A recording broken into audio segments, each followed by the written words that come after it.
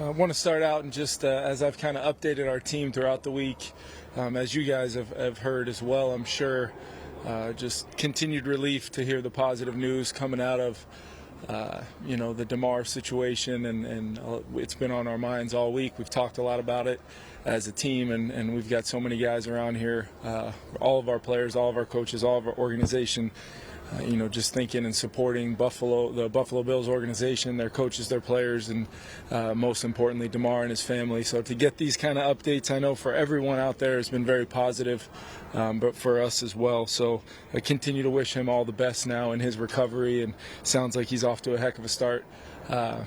There with that. So just looking ahead to Sunday, want to give you guys a quick update just as far as injury statuses. Both Garrett Bradbury and James Lynch will be out. Zadarius Smith had a personal matter that he had to attend to today. He'll go into the game questionable, but we're expecting him to be with us in Chicago. Brian Asamoah, also limited today, will be questionable. Josh Metellus will not have an injury designation. And then just Cam Dantzler, a little soreness in the ankle popped up today. We'll see kind of his status as we go into the weekend and go on our trip. But he'll go in questionable on that one. Is that somewhere he would travel with the team, or would he have to come in? We're still working that out right now. It's going to be just with travel itself. We're working that out right now, but it's a personal matter for him, and the full expectation is he'll be in Chicago with us. In terms of just the team and the conversations you guys had this week, I mean, I guess the things you put in place with communication from the beginning, I mean, how do you feel like those played into being able to communicate how a lot of the players were feeling after that happened? Yeah, I've had a lot of personal dialogue, one-on-one with guys in group settings with either a position group or just guys around the building. And then I know we've got great resources at our players' disposal for the importance of being able to talk to somebody, whether it is your coach. Hopefully your coach can be a resource as well, but I think sometimes it's better to make sure they know that there's all sort of resources, professional folks that deal with this for a living and can really help if you're particularly personally dealing with what's transpired in your own way, and however it affects everybody is a real thing. And I'm very aware of that. I just think the positive news, you just felt it just amongst our team. I gave the team an update yesterday post-practice, and the entire team, when it clapped, and, you could feel the energy of the whole huddle. So it's something the whole league is working through right now. It was great to hear not only the great news, but then hear from some of their players and coaches about, either the dialogue they got to have with him via FaceTime or just the positive feelings, even despite still being not that far off from Monday night for a lot of us and Demar. But it just goes to show you, the power of truly, I know a lot of people say thoughts and prayers, but, you center those things, and then just the personal strength. And the more and more I learn about the player, having not ever met him besides just shaking his hand after when we played them, you're just, ultra, impressed is the wrong word, but just you look up to a player with that kind of grit, and, his family right there by his side. We asked you earlier in the week, but are you still planning to use your regular starters for the most part in this game? We're going to go into the game with we've got a pretty clear-cut plan of how we want to go about the whole game, but we're going to go in with the expectation of our guys going and trying to get off to a good start, play good football. That's what we want to do. We've had a good week of preparation, and then we're going to be aware of not only what we want to do from a standpoint of maybe getting some other guys some snaps here and there, but it's really something we've spent some time talking about as a staff, and we've got a good plan. What will you do at center? Is Greg Manns, has he gotten enough work to be a factor there? Yeah, we wanted to get through today, give him today's practice to continue to try to absorb all the information and verbiage and things we use. He's been great. I mean, I feel like he's been in the building as much as I have the past 3-4 days. So we'll make a determination whether it's an elevation of a guy like Josh Sokol, or if he's ready to go and we feel good about him as a potential depth player for us, we'll have him up. Start him. Chris Reed will start. Yeah. I didn't know that's what you were asking. And will Irv Smith then be activated by tomorrow? Yeah, I'm glad you asked. We'll actually activate Irv, and Bullard will be activated and available to play. Kevin, with guys that are going into the game with injuries, do you go a little more cautious with them in terms of making decisions about whether they're going to play at all? Yeah, I think you got to be smart about where they're at. What type of risk for possibly either aggravating a current injury or potentially, more importantly, making it worse. So we don't know quite when we'll play next week yet. It's possible we could play on Saturday and have to fast forward the week a little bit on shorter term notice. So we've just got to be aware of this is the times where you rely on the communication of how each individual player on our roster is feeling.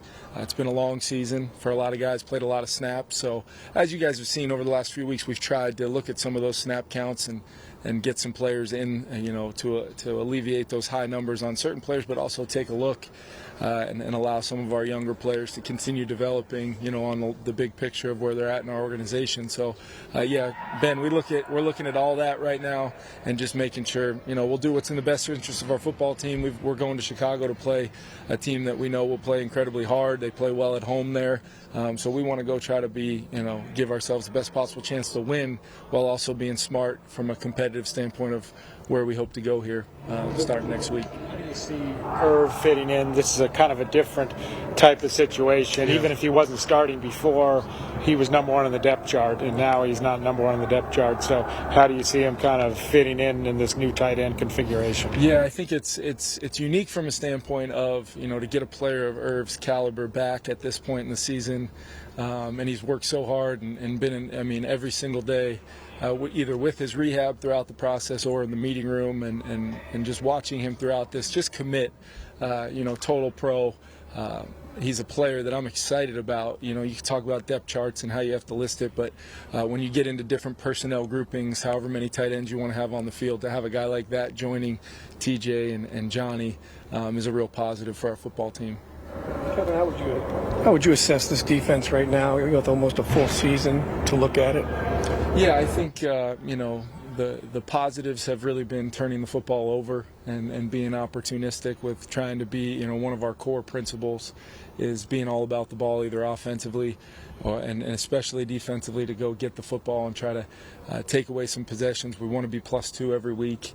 I think we've really had individual flashes of some strong performances throughout our defense, throughout all levels of our defense, and I think we continue to try to evolve the scheme, to make sure we're doing some things each and every week, in particular about the opponents we're playing, to really get detailed about how we want our coverage to look, what we want to do on third down. Is it a big pressure week? How can we help Z and Daniil and DT and some of our other guys get some rush, and then ultimately rely on our core leaders to help make it all go. It's an evolving thing, and we're hoping now with that kind of inventory, to your point, we can sit back and say, here's the best way to play every game we have left, every opportunity we get the rest of the way, starting with Sunday.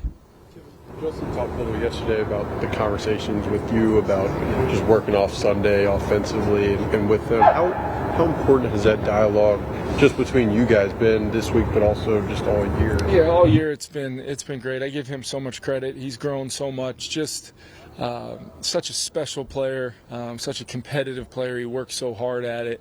You feel very much like that open dialogue just helps. It helps me become a better coach, helps our coaching staff, and it helps Justin, his dialogue there with Kirk. That's grown to the point where we see those guys talking a lot, and once they digest the plan. And I think it's important, though, as well, once we've all had a chance to watch the tape like we did of last week, and then really see it's easy in the emotional aspects of a post game to kind of think, this is what the numbers were, this is what it was, and then you go back and watch the tape and maybe you see some things either I could have done better as the coach. There's always things that I'm learning each and every week, but then those guys as players, whether it's Kirk or anybody else on our offense, including Justin, hey, what could I have done better, or this was a great opportunity and I didn't take advantage of it, why? And that why is what we're ultimately drives those conversations, because that's how you get better and make sure you continue to progress, not only individually like Justin, but as a football team in all three phases. Kevin, you've got a couple players who used to be with the Bears, and Tonga and Shelley. How do you feel about being able to pick up a couple guys like that, late in the game, and both, as of the most recently, were starters? Yeah, Duke broke our team down today, and I just think it's important that regardless of what additions we make to the roster, the expectation is for guys we're bringing in for a reason, and to put your head down and go to work. Both those players, you guys have heard me talk about both them throughout the season since we got them. It's been huge to have those guys. They've played a lot of critical snaps for us, and going back to a team they used to play for, we've had that kind of come up a few times this year for some of our players, and I know. Speaking from the experience of getting asked to leave a lot of buildings as a player, you have a little bit of an extra motivation, I think, against your former team, and a lot of the relationships you have just, as former teammates that were really positive for those guys. So it means a lot to them, and they know how important they are to the Minnesota Vikings. Last one. Kevin, we've seen Akayleb Evans around a little bit recently. Is he still in the protocol, or where's he at with that? Technically, he has cleared the protocol. He's right back in it. He's in meetings. He's around our team. He wants to be around it every day. We continue to kind of have daily dialogue with him and making sure he feels 100% invested in a part of what we're doing. And we continue to just evaluate what's in Akayleb's best interest, not only for this season, but in future years. He's a player we're really excited we have here and want to make sure we're doing right by him.